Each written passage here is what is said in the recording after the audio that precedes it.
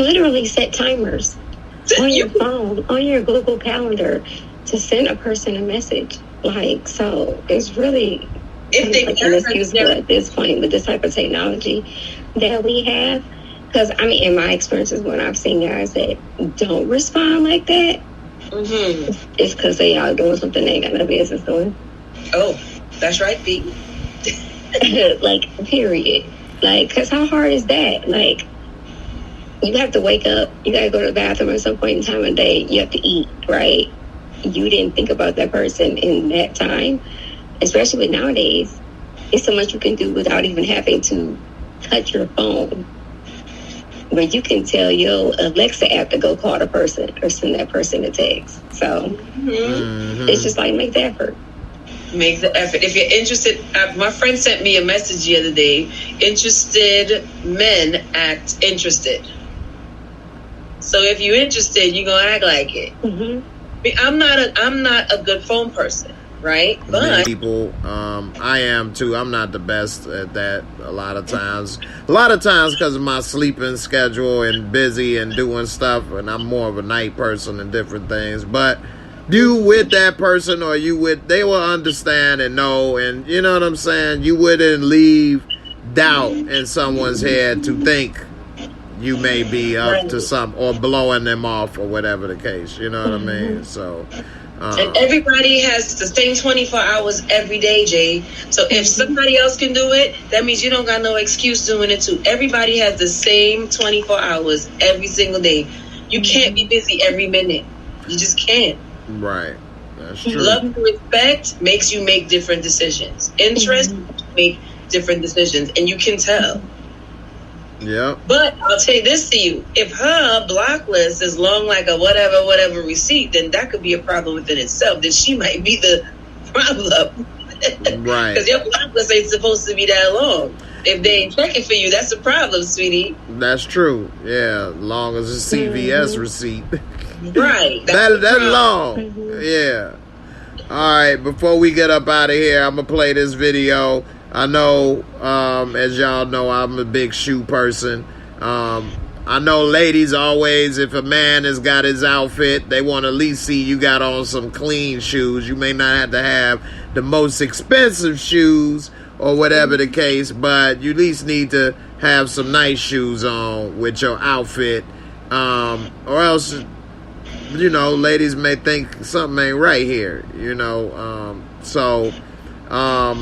Let me ask you ladies, what do you think about these shoes and this guy? Let's take a look. I knew you was coming with some mess, Jay. I just knew you was coming with some mess. Woo! But say smoother than the ray of life. Ooh.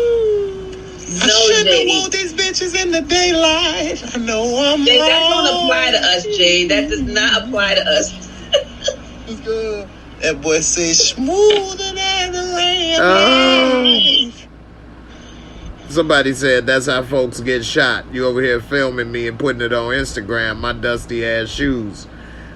And this guy said, I'm sure he's got more money than all those people in the store, which is the funny part. All right, he rocking some champions, boy. It might as well could be that. That's true. Matthew Wilson said that's a millionaire outgrowing grocery shopping. It's funny though how people think that stuff when it's a white guy with them shoes, but if he was black, nobody would think these things. Absolutely, Jay. Absolutely. That's crazy. Just because you white and you dress like this, I bet you he got good credit though. I bet you he rich. I bet you he this, he that. Why do we think that way? Shoes he owned. That could be the best pair of shoes he got. But why do we all think that way? It's not always true. I think because of the image of certain they got a good stereotype. People. We got the bad stereotype. Yes, they do. But you know what? Because we've seen examples of it, right? Because you've seen uber wealthy men and they have the same t-shirt. They wear uniforms every day, right? And that's a lot of the image.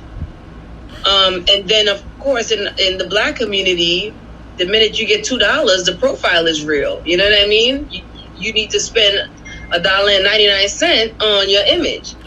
I think that still go back to a remnant of slavery and the seasoning process of how we was all, not able to look nice and have things. And so the first thing a lot of people want to do is look nice and dress nice and look presentable and spend money on this and that so that we look better than we may self-consciously feel. And that's been passed on for generations a lot. Whereas they don't never feel that way. They didn't have those problems, and so they don't never see that. Now, it is true that a lot of times they may look like this and have good credit or money or whatever the case. When I used to work in real estate, I've seen people come in dressed like that and have a lot of money in the bank and ready to buy stuff and do things and driving a 1980s Cadillac. It was clean, but it wasn't no newer one or whatever the case. Whereas you see a black couple come in looking like $1 million, driving new SUVs with a 500-something credit score and broke as hell, living paycheck to paycheck to pay all these notes, paying $800 a month for expedition when that's like Mercedes money. That's actually more than Mercedes money. So, but they got bad credit. But they trying to play the part. So I think that is messed up. Barika, what you think about that? I agree with what you said. It's unfortunate we do have sometimes we just said that Damien Kenny Willie Lynch mindset. Like we do it to ourselves. And often that's how people get scammed too. When you see like the Tinder swindlers and all those kind of different things where they literally dress the part and people feed into the stereotypes and they just assume this person must be successful because, they're white and they have this on or they look like this or that, but underneath it's not matching, right? So, it's the same thing for us. Often you see Black people really wear like their wealth on their sleeve in that sense. We're being extremely flashy and things like that. But then you see some who are far more modest in their appearance. And sometimes they even get clowned for being more modest in their appearance. Mm-hmm. And I think a lot of that is associated with slavery and not knowing really who you are. If you know who you are, you don't feel the need to try to validate who you are or to prove who you are because you know what it is, right? So, all that kind of stuff is layered.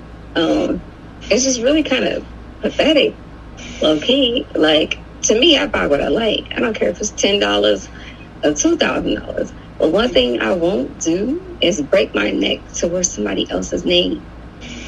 Right. Like, the Gucci family has had money for years, right? They got old money, right? Versace, old money. Why am I going to continue to contribute to their generational wealth instead of going and supporting some Black designers? I'm going to just buy the Chinese version. Or even designing my own clothes. Right. I'm going to buy the Chinese version of Gucci. Nah, I'm joking.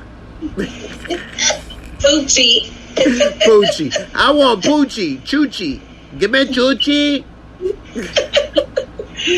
No, I agree with B wholeheartedly. I really do, because we do have that, that false mindset that we have to show who we are because of that Willie Lynch mindset, the slavery, that we're nothing, right? So we have to show it. We have to wear that we're something. Like, I need to see that you reach. You know what I mean? Like, you got to show me you reach that status. And half of the time, you're making bad investments because you're trying to show that person that you're really there, and you don't now have the money to really, prioritize the reach. The reachicity.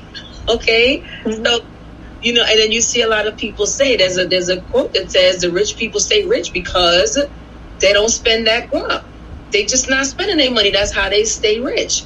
And that's how Black people get poor, because we want to put that money out there, whether it's through scamming or you really trying to get it, right? Remember Nick Cannon said when he first came into the industry, that he didn't know that these entertainers, these rappers or whatever, had hollow chains, and he went and bought the real heavy chain to find out they were hollows. You know what I mean? Yeah. So we need to perpetuate that front when, you know, because of the difference between white and black, they're accustomed to that money, those who are, so they don't need to validate that they have that pocket by their parents. But that man could straight come from the trailer park for all we know. But because of that mental stigma, we're going to associate it like if, oh yeah, he really real about it. But he could come from the friggin' trailer park. We just don't got it together. So we only think that he could be that next Bill Gates or whatever. Nah. No. Plus, they don't have the same stigma attached to them as we do. And so, because we get clowned if we had some dusty champions with the tight laces on. We would get clowned for that. Right. That's true. That's true. And we would, most of us men especially, would feel insecure with that. Yeah, feel less than. I mean, I know who I am and all of that, but I would feel bad wearing those shoes. I ain't gonna lie. And that's that mental, I guess, defect that we have. Like, it is. It is. I used to go to the city, and my friends would be like, "What? You got your head wrapped, or you got a bonnet on or something, and flip flops? Oh, you going to the city like that? Yes. I'm just going to the store real quick to come back. It just happens to be in the city. I ain't dressing up for nobody in the city. There's certain things that I used to do. I would always say, I got a uniform, and I got these sweatpants, and I got 5 of the same sweatpants. I'm going to the store. I'm not dressing up just to go to the store. And people back then used to be like, Kelly, you're crazy.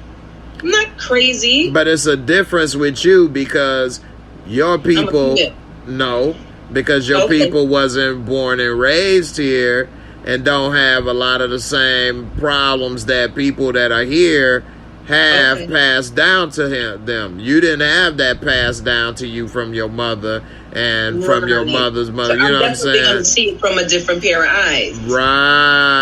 Right. So it's passed down to a lot of people about that stuff, and you don't do it on purpose.